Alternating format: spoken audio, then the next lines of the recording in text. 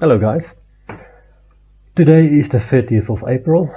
Thanks for joining me, JP Drekmer, for today's Time Traveler's Guide. We're going to travel to two very different places today to meet two very different people.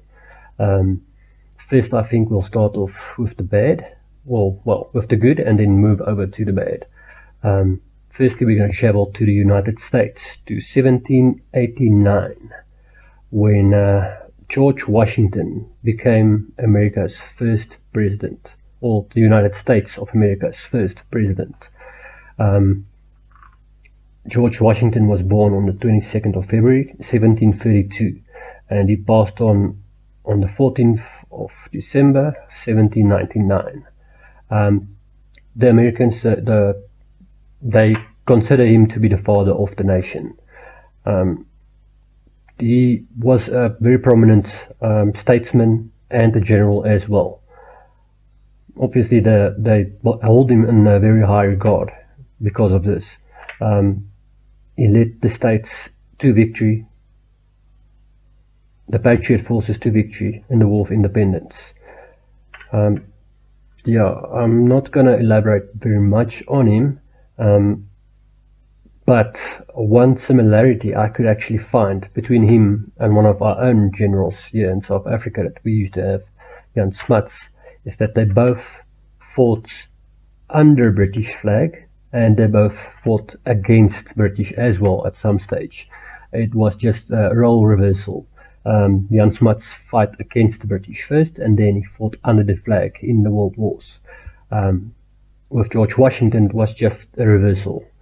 He fought for the British, and then later on he fought against them to gain independence and lead the Americans to victory against the British, which was quite a significant day. Then let's move over to the bad. Adolf Hitler died on this day, the 30th of April. So we're traveling to Berlin. But into the future from George Washington's time. So Adolf Hitler died on this day. It was by self-inflicted gunshot wound to the head, to the right temple. Both him and his wife of about 40 hours or so. So they were married for about 2 days, give or take, when they took their own lives inside a bunker underneath Berlin. Before they shot themselves, they both took cyanide pills to make sure the job was done. And actually, the sad part of this is Hitler had a dog, a German Shepherd, and they tested the cyanide capsules on the dogs. I'm saying dogs because this dog had puppies. So they tested the cyanide capsules on the dogs first to make sure it was of a quality that would do the job.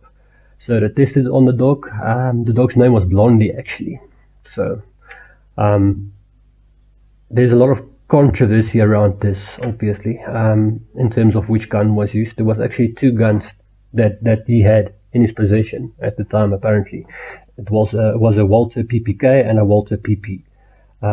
It's alleged that the Russians actually had one of these pistols in their possession, and it came to light in 1989 or so, when the Soviet Union fell apart, that they had one of these guns in their possession. The other one was alleged by one of these generals when he was questioned by Russian forces when they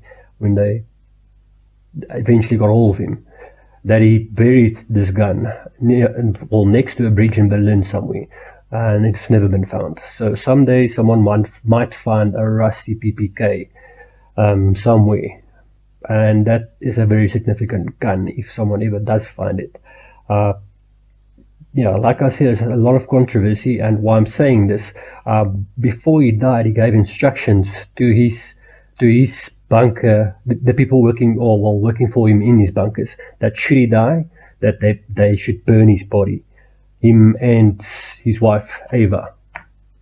And they did burn their bodies after they died. It was confirmed that they died, and once the confirmation was received, they took the bodies outside and they actually burned them.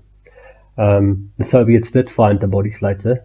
Well, partial remains, they're saying, they did find later, but the German courts only declared Hitler dead in 1956, if I'm not mistaken.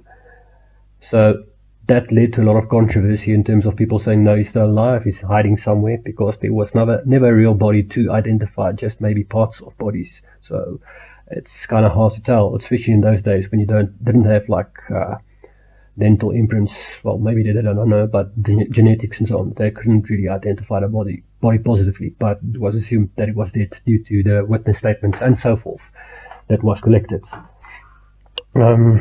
Let me see, what else was there in terms of this?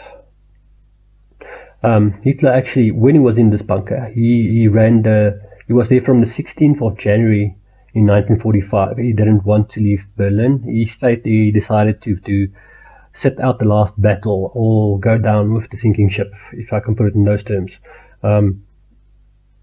He micromanaged the remainder of the German war effort, or German war troops that was left at that stage. Let me see. And this bunker had 18 rooms, and it was actually self-sufficient in terms of water and electricity supply. So this is one of the reasons there was a lot of controversy surrounding his death and if he really died or not. Okay, and then a few interesting things I actually found out about Hitler, some of the things that he said through the course of his life. Like, I'm going to read a couple of them to you, and you can tell me if some of them actually, especially me as a South African, can see some of, this is going to sound strange, but some of our political parties here actually, it sounds familiar, the things he had on his mind and the way he saw things, which is scary. I'm not going to elaborate on that thought, but I'm going to read some of them to you. But yeah, it's scary. Sayings, let's say.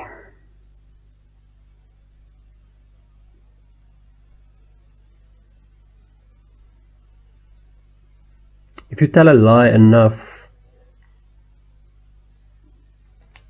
and you tell it frequently enough, it will be believed. Hitler said that.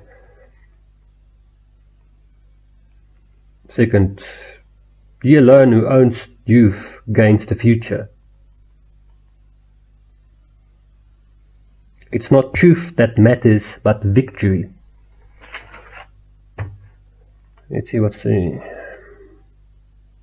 What luck for the ruler that men do not think. And then finally the last one I've got here. Who says I am not under the special protection of God? That actually resonates with one or two political parties in our country, which is scary, to say the least. And this reads true if you read to what they believe in and what they stand for. Even our ruling party, to a degree, I would say some of these sayings resound with what they're preaching. It's like propaganda. So not so bad in terms of the ruling party, but to a degree, yes, and two other parties specifically as well. Look, I'm not going to go into that much politics in terms of that. I'm going to leave it at that. But for closing, I've got a bit of a thought for you. This thought actually I was inspired by one of my high school teachers, history teachers. I saw a post on social media and it made me think of something. Okay, so my history teacher, Karen, actually she said the following. Well, she didn't say the following, but it inspired me to think of this, and it rings true, well, to me at least. The best slaves are those that don't think that they are chained. So, guys, with that thoughts, thanks a lot. Give me a thumbs up if you like. Subscribe at the bottom if you want, and I'll see you guys again. Thanks a lot, and enjoy the rest of your day.